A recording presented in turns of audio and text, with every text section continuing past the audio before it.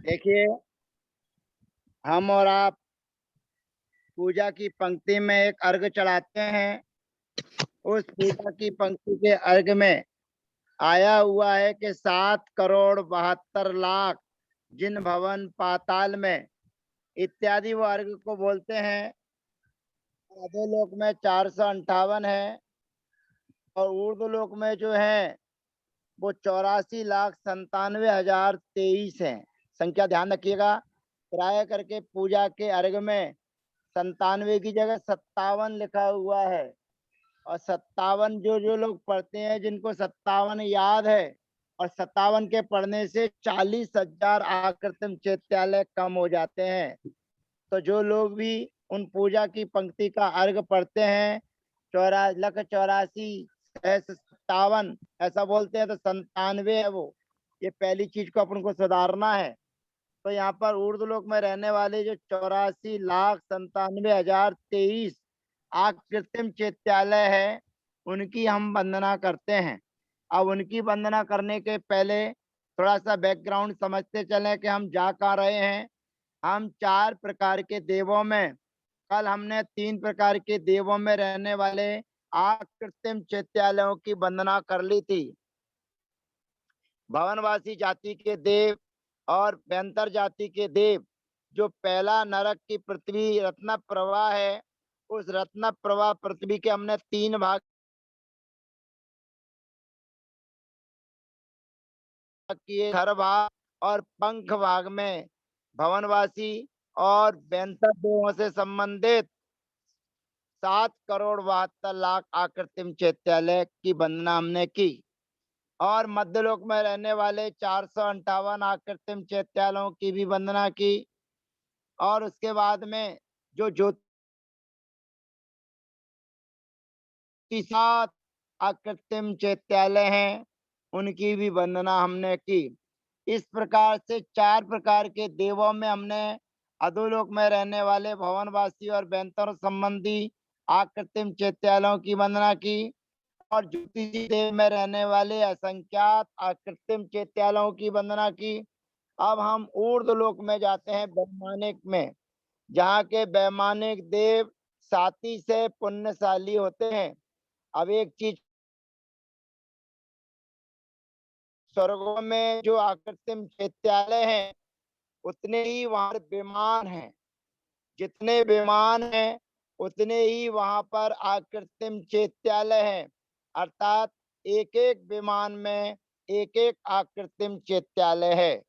अब एक एक विमान में एक एक आकृतिम चैत्यालय है, तो पहले हम ऊर्ध्वलोक की रचना में चलते हैं।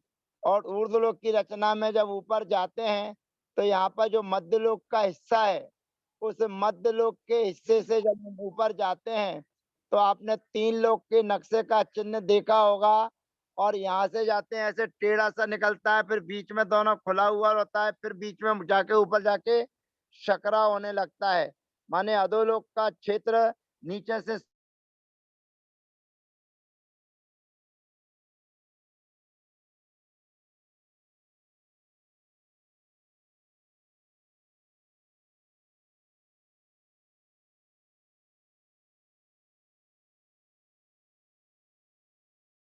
कमर,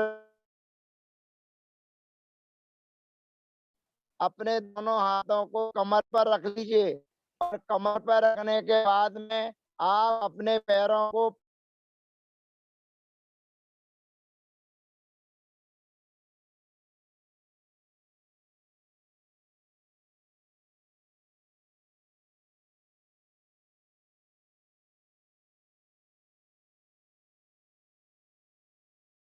पर, स्वर्ग से जब हम ऊपर जाते हैं, तो ऊपर में जो खड़े होते हैं, तो कमर पर हाथ रखते हैं और कमर पर हाथ रखने पर अपने दोनों पैरों को खोलते हैं। तो जब हम दोनों पैरों को खोलते हैं, तो हमारी एक पैर से दूसरे पैर तक की दूरी हो जाती है 7 राजू। और ये 7 राजू ही भीतर की गहराई में होता है। और यहाँ से एक पैर से कमर तक जब हम नापते हैं, तो कमर तक का हिस्सा भी 7 राजू हो जाता है। अब कमर पे हमने अपने दोनों हाथों को रखा है और कमर पर अपने दोनों हाथों को रखा है। जो टहनी बाहर निकल रही है वो इस कोहनी से उस कोहनी तक की दूरी है 5 राजू और उसकी ऊंचाई है 3.5 राजू, यानी कि आधा ऊर्ध्वलोक ये कोहनी के हिस्से में आ जाता है और उससे ऊपर आधा जो है वो 3.5 राजू है। इस प्रकार से मध्यलोक से ऊपर 7 राजू है, लेकिन कोहनी जहाँ पर रखा हुआ है और कोहनी जहाँ पर मुड़ रही है, कमर से कोहनी तक की जो दूरी है, ऊंचाई है, वो 3.5 राजू है और एक कोहनी से दूसरी कोहनी तक की जो दूरी है वो 5 राजू है। अब 5 राजू हो जाने के बाद जो ऊर्ध्वलोक की रचना होती है, वे ऊर्ध्वलोक की रचना 16 स्वर्ग तक युगल रूप में होती है। पहला स्वर्ग, उसके जस्ट सामने दूसरा स्वर्ग, फिर पहले के ऊपर तीसरा, दूसरे के ऊपर चौथा, और तीसरे के ऊपर फिर पांचवा और फिर चौथे के ऊपर छठा। इस प्रकार से युगल रूप में एक स्वर्ग, उसके सामने दूसरा, तीसरा, चौथा, पांचवा, छठवा, सातवां, आठवां, नौवां, 10वां, 11वां, 12वां, 13वां, 14वां, 15वां और 16वां, ऐसे 16 स्वर्गों की रचना हो जाती है और मध्य लोक से 16 स्वर्ग तक की दूरी की 6 राजू होती है, जिसको अपन समझ सकते हैं कि हमने अपने कमर पर हाथ रखा और कमर से हाथ रखने के बाद कोहनी तक की दूरी हो गई 3.5 राजू। अब कोहनी से हमारा एक हिस्सा आता है कंधा और कंधे के बाद आता है ऊपर सिर।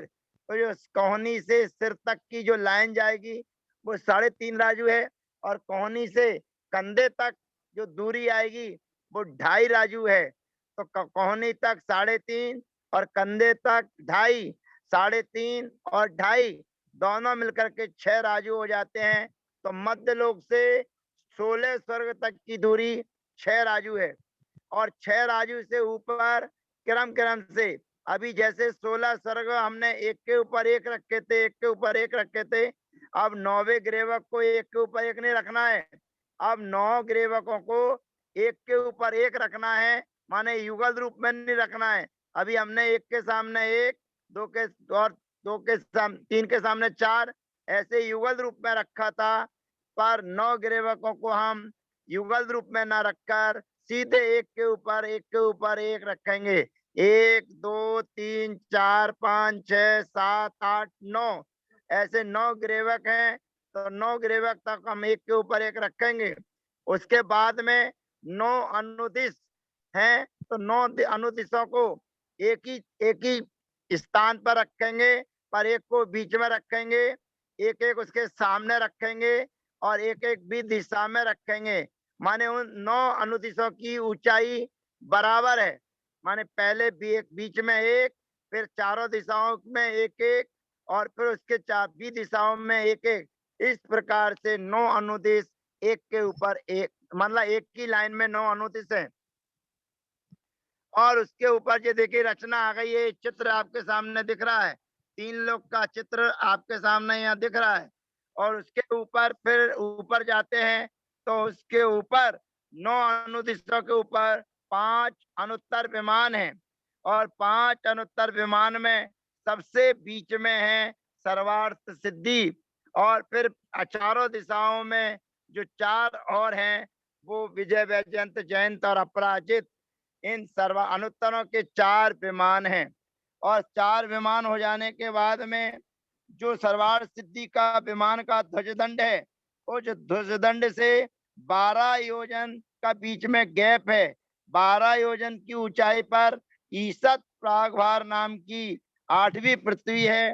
उसके बीच में 45 लाख योजन के विस्तार में स्थित सिद्ध शिला है, जहाँ पर अनंतानंत सिद्ध परमेष्टि विराजमान है। और जो ऊर्ध्वलोक की रचना हुई है, इस ऊर्ध्वलोक में 63 पटल होते हैं। उन पटलों में देवों के विमान होते हैं।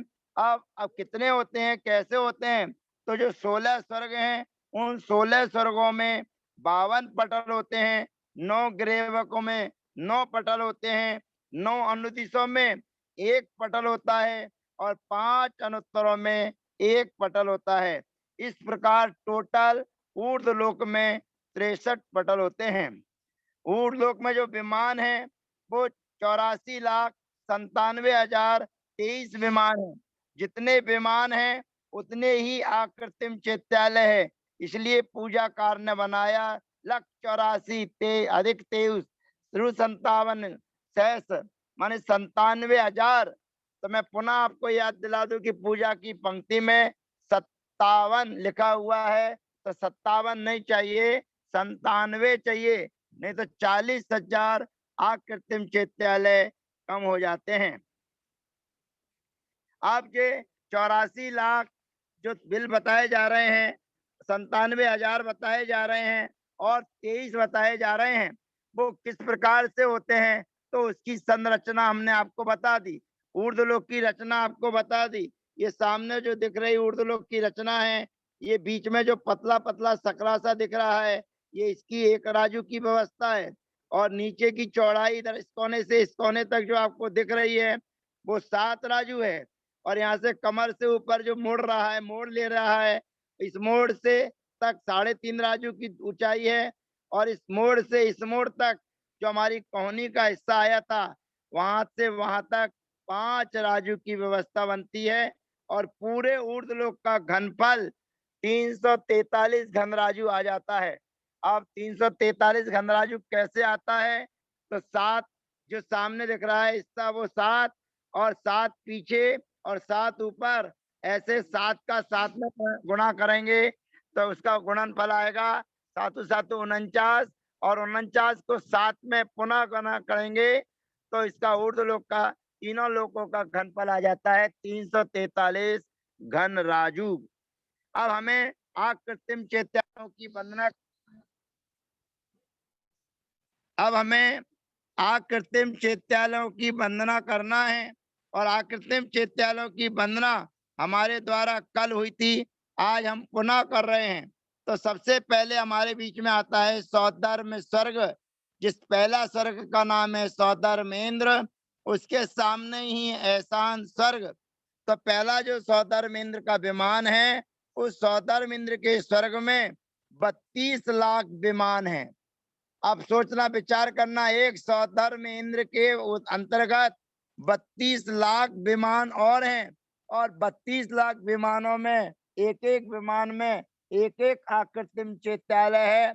उन आकृतिम चैत्यालयों को हम और आप मन वचन काय की विशुद्धि पूर्वक नमस्कार करते हैं। उसके बाद जो ईशान स्वर्ग है, उस ईशान स्वर्ग में 28 लाख विमान हैं। 28 लाख विमान, एक एक विमान में एक एक आकृतिम चैत्यालय है। तो ऐसे उस आकृतिम चैत्यालय को हम पुनः नमस्कार करते हैं। और उसके बाद में जो तीसरा स्वर्ग है सनत कुमार सानत कुमार, उन सानत कुमार में 12 लाख विमान है और 12 लाख ही आकृतिम चैत्यालय हैं। और उसके बाद में चौथे नंबर का जो स्वर्ग है महेंद्र स्वर्ग, उस महेंद्र स्वर्ग में 8 लाख विमान है। और 8 लाख विमान के साथ में उतने ही आकृतिम चैत्यालय हैं। अब ब्रह्म और ब्रह्मोत्तर स्वर्ग में 4 लाख विमान है और 4 लाख ही आकृतिम चैत्यालय हैं। उसके बाद में लांतव और कापिष्ट स्वर्ग में 50,000 विमान है, 50,000 ही आकृतिम चैत्यालय हैं। शुक्र और महाशुक्र स्वर्ग में 40,000 विमान है और 40,000 ही आकृतिम चैत्यालय हैं। सतार और सहस्रार स्वर्ग में 6,000 आनत और प्राणत और आरण और अच्युत, ये 4 स्वर्ग में एक साथ चर्चा चल रही है। आरण, प्राणत, आरण और अच्युत, इन 4 स्वर्गों में 700 विमान हैं। 700 विमान हैं तो 700 ही आकृतिम चैत्यालय हैं। उसके बाद में 16 स्वर्ग से ऊपर पहुंचते हैं तो जो गिरेवक हैं, उन गिरेवकों का 3-3 गिरेवकों का एक एक पार्ट बनाया गया। तो पहला, दूसरा, तीसरा, ये तीनों गिरेवक अधो गिरेवक कहलाते हैं। और उसके ऊपर जो 5, 4, 5, 6 नंबर के गिरेवक हैं उनको मध्यम गिरेवक कहते हैं। और उसके ऊपर फिर 7, 8, 9 नंबर का जो गिरेवक है उसको ऊर्ध्व गिरेवक कहते हैं। तो जो पहले नंबर का नीचे वाले 1, 2, 3 नंबर के गिरेवक हैं जिनको अधो गिरेवक कहते हैं, उनमें 111 विमान है और 111 ही आकृतिम चैत्यालय हैं। फिर जो मध्यम गिरेवक है उस मध्यम गिरेवक में 107 विमान है और 107 ही आकृतिम चैत्यालय हैं। और फिर उसके बाद में जो ऊर्ध्व ग्रेवक है माने 7, 8, 9 नंबर का जो ग्रेवक है, उन ऊर्ध्व ग्रेवकों में 91 विमान है और 91 ही आकृतिम चैत्यालय हैं। अब उसके बाद में 9 अनुदिश हमारे बीच में आते हैं। तो 9 अनुदिशों में 9 आकृतिम चैत्यालय हैं, माने 9 ही उनमें विमान है और 9 ही उनके आकृतिम चैत्यालय हैं। और जो 5 अनुत्तर हैं, उन 5 अनुत्तरों में भी एक-एक अनुत्तर में एक-एक विमान है, एक-एक आकृतिम चैत्यालय है। इस प्रकार सारा टोटल हम करेंगे तो हमारे सामने 84,97,023 आकृतिम चैत्यालय हो जाते हैं, जिनकी हम वंदना करते हैं बारंबार मन वचन काय से। नमोस्तु नमोस्तु नमोस्तु। अब हमने ऊर्ध्वलोक में रहने वाले आकृतिम चैत्यालयों की वंदना कर ली, लेकिन ऊर्ध्वलोक संबंधी ऐसी बहुत सारी जानकारियां हमारे बीच में हैं जिनको हमें जानना बहुत जरूरी है। क्योंकि स्वर्ग से जो व्यवस्थाएं होती हैं तीर्थंकरों के पंच कल्याणक में, जो सौधर्म इंद्र आदि व्यवस्था बनाते हैं, एक साथ एक समय में वह सौधर्म इंद्र अपने 170 रूपों को धारण कर सकता है। ध्यान रखना, देवों की जो विक्रिया होती है वो पृथक विक्रिया होती है, माने उनका मूल शरीर जहां है वहां पर ही रहता है। उनका उत्तर शरीर तीर्थंकरों के पंच कल्याणक मनाने के लिए आगे आ जाता है। तो यहाँ पर जो सौधर्म स्वर्ग के जो मानस स्तंभ है, जो सौधर्म स्वर्ग का जो मानस स्तंभ है, वहां से जो वस्त्र वगैरह आते हैं वो भरत क्षेत्र के लिए आते हैं। ध्यान रखना, कहाँ के मानस स्तंभ में के वस्त्र कहाँ किस क्षेत्र में आते हैं। तो जो सौधर्म स्वर्ग के मानस स्तंभ है, उस मानस स्तंभ में भरत क्षेत्र के में होने वाले जो तीर्थंकर हैं उनके लिए वस्त्र आदि आते हैं। और जो दूसरे स्वर्ग के मानस स्तंभ हैं, उन दूसरे स्वर्ग के मानस स्तंभ से जो वस्त्र आते हैं वो ऐरावत क्षेत्र के लिए जाते हैं। ध्यान रखना, आपके यहाँ तीर्थंकर के जो वस्त्र आते हैं वो सौधर्म स्वर्ग के मानस स्तंभ से आते हैं। इसलिए भरत क्षेत्र में पंच कल्याणक आदि के लिए सौधर्म इंद्र को महत्व दिया जाता है कि सौधर्म इंद्र, क्योंकि यहाँ से ही आपकी व्यवस्था हो रही है, यहाँ से ही भरत क्षेत्र का संचालन चल रहा है। इसलिए हम और आप भरत सौधर्म इंद्र की महिमा अधिक गाते हैं। परंतु ऐरावत क्षेत्र में रहने वाले, ऐरावत क्षेत्र में होने वाले जो तीर्थंकर हैं, उन तीर्थंकरों के लिए एहसान स्वर्ग से जो दूसरे नंबर का स्वर्ग है वहां के मानस स्तंभ से वस्त्र आदि आते हैं। और तीसरा जो स्वर्ग है सनत कुमार, उस सनत कुमार के स्वर्ग मानस स्तंभ से पूर्व विदेश क्षेत्र में, क्योंकि कर्म भूमिया 3 जगह हैं। भरत क्षेत्र में कर्म भूमि है, ऐरावत क्षेत्र में कर्म भूमि है और विदेश क्षेत्र में शाश्वत कर्म भूमि है, हमेशा चौथा काल रहता है। तो अब भरत क्षेत्र में सौधर्म इंद्र से आती है व्यवस्थाएं वस्त्र आदि, और ऐरावत क्षेत्र में एहसान स्वर्ग से आती है। अब बचा हमारे पास में विदेश क्षेत्र। तो विदेश क्षेत्र के 2 हिस्से कर दिए जाते हैं, पूर्व विदेह और पश्चिम विदेह।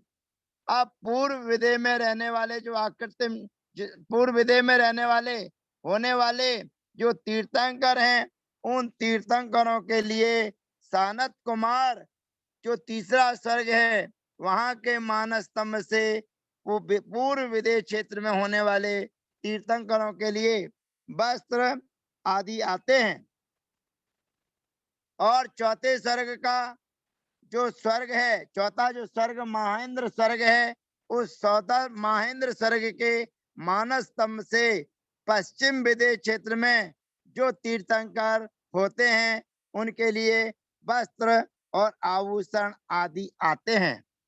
अब एक चीज ध्यान रखना, स्वर्ग में देवों की आयु बहुत होती है और इंद्राणियों की आयु बहुत कम होती है। जिसको समझ लीजिए कि सौधर्म इंद्र की आयु के सामने उनकी आयु ना के सब बराबर होती है। अर्थात देवों की आयु सागरों की होती है और इंद्राणियों की मतलब जो इंद्राणियां हैं, सचियां हैं, उनकी आयु पल्ल की होती है, पल्ल की। तो जैसे मान के चलो सौधर्म और एहसान स्वर्ग है, उन सौधर्म और एहसान स्वर्ग में उत्कृष्ट आयु दो सागर से कुछ अधिक होती है।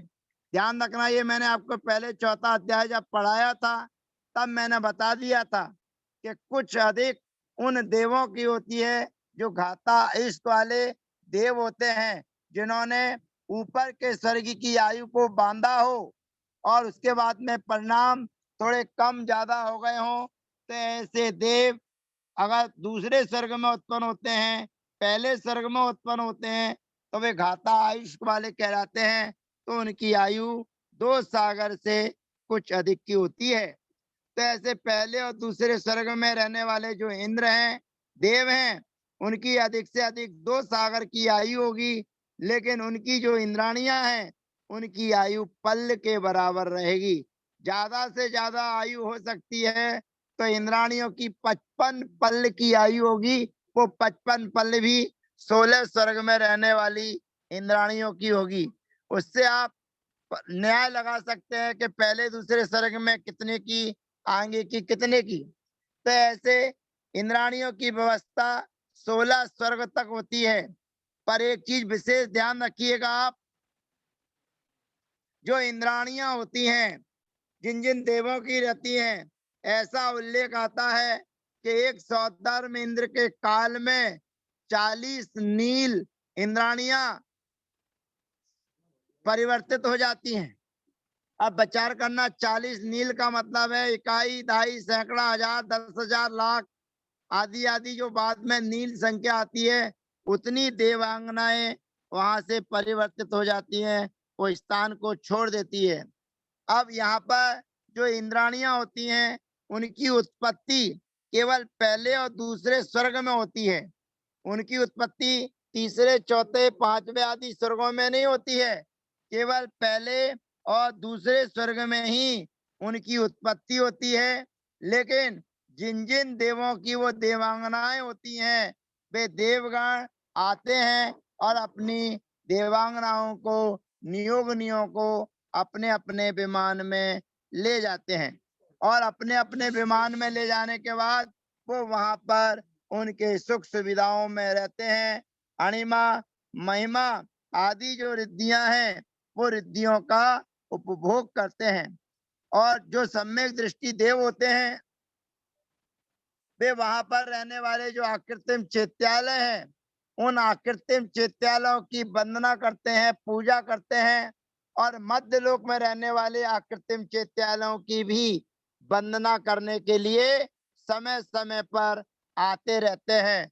नंदीश्वर द्वीप में रहने वाले आकृतिम चैत्यालयों की तीनों पर्वों में, कार्तिक, फाल्गुन, आषाढ़, इन महीने में आने वाले जो पर्व के अष्टानिक पर्व होते हैं, उन पर्वों में वो देवगण नियम से वहां पर पूजन अर्चना करते हैं।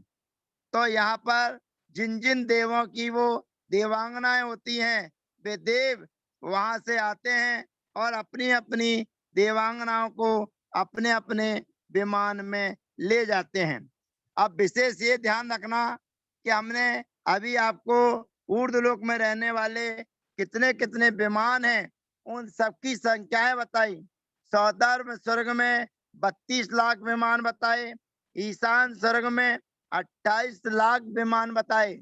अब देवांगनाओं की उत्पत्ति इन पहले और दूसरे स्वर्ग में ही होना है, इससे ऊपर नहीं होना है। तो इनमें जो होने वाली उत्पत्ति है उसमें पहले जो स्वर्ग के 6 लाख विमानों में, ध्यान रखना ये व्यवस्था बनी हुई है, ऐसा नहीं कह दिया कि 32 लाख है तो 32 लाख में नहीं, पहले स्वर्ग के 6 लाख विमानों में और दूसरे स्वर्ग के 4 लाख विमानों में मात्र देवांगना ही रहती हैं। माने जो 28 लाख और 32 लाख आकृतिम चैत्यालय हमने बताए हैं, उन 32 लाख और 28 लाख आकृतिम चैत्यालय 6 लाख विमानों में तो केवल देवांगना ही रहती हैं, माने देव वहां पर नहीं रहते हैं। लेकिन जो बचे शेष 26 लाख विमान बचे और दूसरे स्वर्ग के 24 लाख जो विमान बचे, उन विमानों में देव भी रहते हैं और देवांगनाएं भी रहती हैं। विचार करना, चिंतन करना कि यहाँ पर स्वर्ग में जो 32 लाख बिल बताए गए हैं पहले स्वर्ग में, दूसरे स्वर्ग में जो 28 लाख बताए गए हैं, उनमें एक ऐसा स्थान जहाँ पर 6 लाख विमानों में मात्र देवांगनाएं ही रहती हैं और दूसरे स्वर्ग में 4 लाख विमान ऐसे हैं जहाँ पर केवल देवांगना ही रहती हैं, जहाँ पर देव लोग नहीं रहते हैं। लेकिन शेष जो 26 लाख और 24 लाख विमान बचे, उनमें देव भी रहते हैं और देवांगनाएं भी रहती हैं। अब ये विचार करना, आप 9वें गिरेवक तक में रहने वाले जो देव हैं, वो 9वें गिरेवक तक में रहने वाले देव सम्यक दृष्टि भी हो सकते हैं और मिथ्या दृष्टि भी हो सकते हैं। लेकिन 16 स्वर्ग से ऊपर उत्पन्न वही होगा जो पूर्व पर्याय में मुनि अवस्था को धारण किए हुए होगा। हम और आप यदि वस्त्र सहित हैं और कितना भी पुण्य का अर्जन कर रहे हैं, त्यागी वृत्ति प्रथमाधारी हैं, तो हम 16 स्वर्ग से ऊपर हमारा गमन नहीं हो सकता है, 16 स्वर्ग तक ही हो सकता है। आज पंचम काल में भले ही पाबंदी लगी है तो 8वें स्वर्ग तक हम जा सकते हैं, उसके ऊपर नहीं। अब जो 16 स्वर्ग के देव होते हैं उनको कहते हैं कल्प। 16 स्वर्ग के जो देव होते हैं उनको कहते हैं कल्प, और उनमें जो देवगण रहते हैं उनको कहते हैं कल्पवासी। और 16 स्वर्ग के ऊपर जो देव रहते हैं उनको कहते हैं कल्पातीत, कल्प से रहित। तो उन कल्पातीत विमानों में 9 ग्रेवक, 9 अनुदेश और 5 अनुत्तर विमान कहलाते हैं। यहाँ पर देवांगनाएं नहीं होती और यहाँ पर जो इंद्र आदि 10 प्रकार के इंद्रों की व्यवस्था बनाई जाती है, वो भैया जी, व्यवस्थाएं संपातीत का 9 मतलब बता गिरेवक देना। से तरवार सिद्धि तक के विमानों में वह व्यवस्था नहीं पाई जाती है। सभी सौधर्म इंद्र के समान इंद्र होते हैं, कोई किसी के अधीन नहीं रहता है। अब यहाँ पर जो सौधर्म और ईशान स्वर्ग है, इस प्रकार कुल 1,60,000 देवियां और 8-8 अग्र देवियां होती हैं। ध्यान रखिए, जो सौधर्म स्वर्ग है और ईशान इंद्र है, उस सौधर्म इंद्र का और ईशान इंद्र का जो इंद्र है, ईशान स्वर्ग में का जो इंद्र है, उनके 1,60,000 देवियां और 8-8 अग्र देवियां होती है। अग्र देवियां का मतलब है विशेष स्थान को प्राप्त करने वाली देवियां होती हैं। अब आपने पुराने समय में जब पूजा अर्चना लोग करते थे, आजकल की अभिषेक की पद्धति कुछ भिन्न है, लेकिन पुराने समय के जो लोग आज हैं, वो जब पूजा अभिषेक करते थे तो अभिषेक करते समय एक श्लोक बोलते थे, भवनालय चालीसा। भवनालय चालीसा व्यंतर देवान होनी 29 कप्पा मर 24 चंदो सूरो नरो त्रियो, अर्थात भवन वासियों के 40, व्यंतर देवों के 32, कल्पवासियों के 24 और एक चंद्रमा का और एक सूर्य का और एक मनुष्यों में चक्रवर्ती का और एक शेर सिंह की पर्याय में रहता है त्रियंच गति का। इस प्रकार से 100 इंद्रों की चर्चा चलती है। सत इंद्र वंद्रियाणम, तो 100 इंद्र जिनको नमस्कार करते हैं ऐसे पुराने समय के लोग जब अभिषेक करते थे, तो अभिषेक की प्रक्रिया में इस श्लोक को बोलकर ये बताते थे कि भगवान आपके श्री चरणों में वे 100 इंद्र जो सर्वशक्तिमान हैं, वे आपके चरणों में नतमस्तक हैं, तो मैं कहाँ लगता हूँ। इस प्रकार की व्यवस्था करते हुए वहां पर वे सभी स्वर्ग में रहने वाले जो देव हैं, बड़े आनंद से और शांति का अनुभव करते हैं। और शांति का अनुभव करते हुए कुछ इंद्र ऐसे होते हैं जो एक भव को धारण करके नियम से मुक्ति को प्राप्त करते हैं। और जैसा कि मैंने आपको तीसरे अध्याय में बताया था कि वहां के जो भोग भूमि के जीव हैं, वे भोग भूमि के जीव यदि सम्यक दृष्टि होते हैं, तो वो पहले और दूसरे स्वर्ग में उत्पन्न होते हैं। और यदि भोग भूमि का जीव यदि मिथ्या दृष्टि होता है, तो वह भवनवासी, बैंतर और ज्योतिषी देवों में उत्पन्न होते हैं। तो जो स्वर्ग के देव हैं, वे स्वर्ग के देव कुछ ऐसे भी इंद्र होते हैं जो एक भवातारी होते हैं। एक भव वहां से लेकर सीधे मोक्ष को प्राप्त हो जाते हैं। तो ऐसे कौन कौन से देव हैं जो केवल एक भव को पाकर मोक्ष को प्राप्त कर लेते हैं। तो ये स्वर्गों में जो इंद्र की व्यवस्था चलती है, विमानों में जो इंद्र की व्यवस्था चलती है, उसमें थोड़ा सा हेर फेर हो जाता है, उलट पलट हो जाता है। 16 स्वर्ग हमारे बीच में हैं और इंद्र केवल 12 हैं। 12 इंद्र और 12 प्रतिन, ऐसे 2400 कल्पवासियों के पैमाने के 24 होते हैं। कप्पा मर 24 कल्पवासियों के 24 होते हैं। अब विचार ये करना है कि स्वर्ग 12 हैं, स्वर्ग 16 हैं और आयु और इंद्र बताए जा रहे हैं केवल 12। अब 16 स्वर्गों में 12 इंद्रों की परिकल्पना करना है, तो कैसे करें। तो आचार्य भगवंत कहते हैं कि शुरू के जो 4 स्वर्ग हैं, पहला, दूसरा, तीसरा और चौथा, तो प्रारंभ के जो 4 स्वर्ग हैं, उन 4 स्वर्गों का एक एक मालिक होता है, एक एक इंद्र होता है। और उसके बाद फिर 13वां, 14वां, 15वां और 16वें नंबर का जो स्वर्ग है, उस 16वें स्वर्ग में भी इन चारों में एक एक इंद्र की परिकल्पना होती है। इस प्रकार प्रारंभ के 4 स्वर्गों में 4 इंद्र, अंत के 4 स्वर्गों में 4 इंद्र, ये 8 इंद्र हो गए। अब बीच में स्वर्ग हैं 8 और हमें इंद्रों की आवश्यकता है 4 की। तो ऐसे 5 और 6, 2 स्वर्गों के बीच में एक इंद्र होता है। 7 और 8, इन 2 स्वर्गों के बीच में एक इंद्र होता है। 9 और 10, इन 2 स्वर्गों के बीच में एक इंद्र होता है। ऐसे ऊपर तक 11 और 12, इनमें 8 स्वर्गों में 4 इंद्र की परिकल्पना की गई है। तो 4 स्वर्गों में 4, अंत के स्वर्गों में 4 और बीच के 8 स्वर्गों में 4 इंद्र, इस प्रकार 12 इंद्र होते हैं।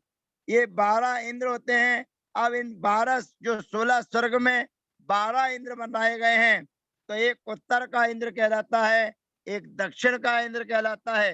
तो ये कौन कौन जीव ऐसे हैं जो एक ही भाव में मोक्ष को प्राप्त होते हैं। तो यहाँ पर स्वर्गों के 6 दक्षिण इंद्रों की, देवांगनाओं की और उत्कृष्ट आयु